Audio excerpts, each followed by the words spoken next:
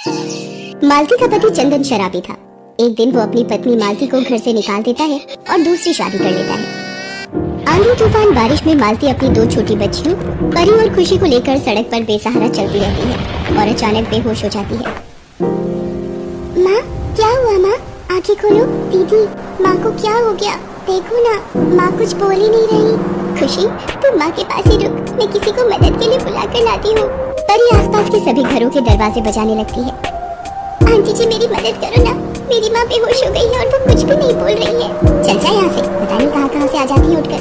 परी जिसके भी दरवाजे पर मदद के लिए जाती, लोग अपना दरवाजा बंद कर लेते। परी रोने लगती है और वापस मालती के पास आ जाती है। खुशी, कोई भी हमारी मदद नहीं कर रहा, अब हम क्या करें? तभी परी को सामने एक चाय की दुकान नजर आती है। वो वहाँ जाकर मदद मांगती है। बाबा, वहाँ सामने मेरी माँ बेहोश पड़ी है, मेरी मदद करो। कहाँ पर है तुम्हारी माँ? रुक, मैं छाता ले लूं। अरे ये तो सच में बेहोश है रे।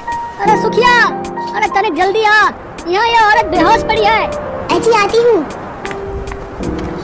हे राम, जल्दी उठाओ, लगता है बारिश में कब से भीग रही है। बंसी नाम का चाय वाला अपनी पत्नी सुखिया के साथ चाय की दुकान चलाता था। वो दोनों मिलकर मालती को उठाकर दुकान पर लाते हैं। कुछ देर बाद मालती को होश आता है। माँ, तुम्हें होश आ गया? माँ, तुम ठीक हो ना? ये ले बेटी, गरम गरम चाय पी ले, शरीर में थोड़ी जान आ जाएगी। मालती फूट फूट कर रोने लगती है। सुखिया के पूछने पर वो सारी बात बताती है, जिसे सुनकर बंसी और सुखिया बहुत दुखी होते हैं। कैसा जालिम आदमी है, फूल सी दो बच्चियों पर भी जरा तरस ना आया कमबख्त को। मुझे अपनी बच्चियों के भविष्य के लिए जीना है, बस अब मुझे कोई काम मिल जाए तो इन दोनों की देखभाल कर पाऊंगी। दिल छोटा मत कर बिटिया, कोई ना कोई काम मिल ही जाएगा। हम मियाँ बीवी इसी छप्पर में रहकर गुजारा करते हैं, तू भी बच्चियों को लेकर यहीं सो जा। मालती परी और खुशी को लेकर उसी छप्पर के नीचे सो जाती है। अगले दिन, अम्मा, अब मैं चलती हूँ, आपका बहुत बहुत शुक्रिया, कल आपने हमारी इतनी मदद की। अरे सुखिया, वो पिछली गली में जो मालकिन रहती है, वो अपने घर के झाड़ू पोछे के काम के लिए कह रही थी ना। सुखिया को याद आता है और वो मालती को काम दिलवाने के लिए ले जाती है। मालती झाड़ू पोछे के काम पर लग जाती है। बंसी उसे बराबर में ही 50 रुपए किराए पर एक झुग्गी लेकर दे देता है। मालती सीमा नाम की महिला के घर काम पर जाने लगी थी। एक दिन मालती की तबीयत ठीक नहीं थी तो उसकी जगह परी और खुशी काम पर चली जाती है। क्या हुआ बच्चों, आज मालती नहीं आई? आंटी, आज हमारी माँ की तबीयत ठीक नहीं है, इसलिए उनकी जगह हम दोनों ही काम करेंगे। लो, अभी कुछ दिन हुए नहीं काम पर लगे हुए और तुम्हारी माँ ने छुट्टी लेना शुरू कर दिया और भेज दिया तुम दोनों छोटी बच्चियों को काम पर। आंटी, हमारी माँ की तबीयत सच में बहुत खराब है। माँ ने हमें बोला था कि आपको उनकी तबीयत का बोलकर हम वापस चले जाएंगे, पर आपके घर इतना सारा काम देखा तो हमने सोचा कि हम आपकी मदद कर देते हैं ताकि आपके काम की छुट्टी ना हो और आपको परेशानी ना हो। ये सब सुनकर सीमा चुप हो जाती है और दोनों बच्चियों को काम समझा देती है। परी और खुशी अपने छोटे छोटे हाथों से बर्तन, झाड़ू पोछा सारा काम करने लगती है। तभी राखी बेटा, ये अपना पिज्जा ले लो, आ गया है। वाह मम्मी, पिज्जा, ये तो बहुत ही टेस्टी है, लव यू मम्मी। सीमा और उसकी बेटी राखी पिज्जा खाने लगती है। परी और खुशी ने सुबह से कुछ भी नहीं खाया था। वो सुबह से ही सीमा के घर पर काम में लगी हुई थी। पिज्जा को देखकर खुशी परी से बोली, दीदी, मुझे भी भूख लगी है, मुझे भी कुछ खाना है। खुशी, हमारा काम बस थोड़ा सा ही रह गया है, फिर हम घर जाकर माँ के साथ रोटी खाएंगे। अगर हमने यहाँ पर काम नहीं किया तो ये माँ को काम से निकाल देंगी।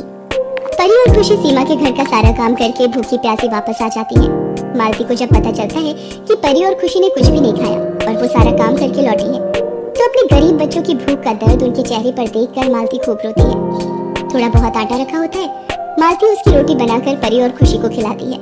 सुबह से काम पर गई थकी हुई परी और खुशी सो जाती है। अगले दिन मालती काम पर जाती है। क्या हुआ राखी बिटिया, आपकी मम्मी कहाँ है?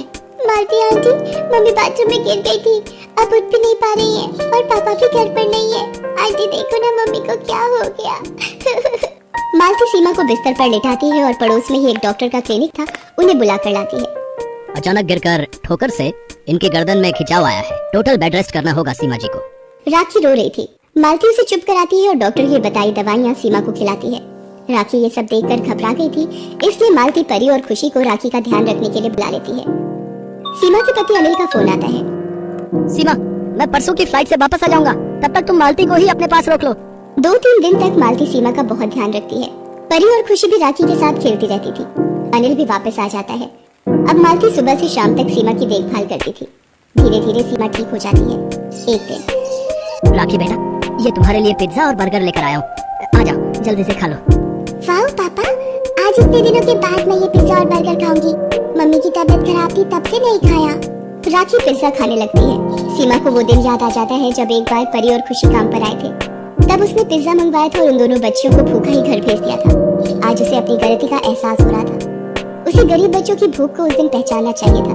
परी, खुशी, दोनों इधर आओ मेरे पास। ये लो, तुम दोनों भी ये पिज्जा और बर्गर खाओ। मालती, आज से तुम हमारे सर्वेंट हाउस में ही रहोगी। परी और खुशी अब भूखी नहीं सोएंगी। तुमने मेरे लिए इतना कुछ किया, अब मेरी बारी है। उस दिन से मालती परी और खुशी के साथ सीमा के घर में ही रहने लगी। सीमा ने गरीब माँ और उसकी बच्चियों को सहारा देकर मानो मालती की दुखों से भरी जिंदगी पर मरहम लगा दिया था।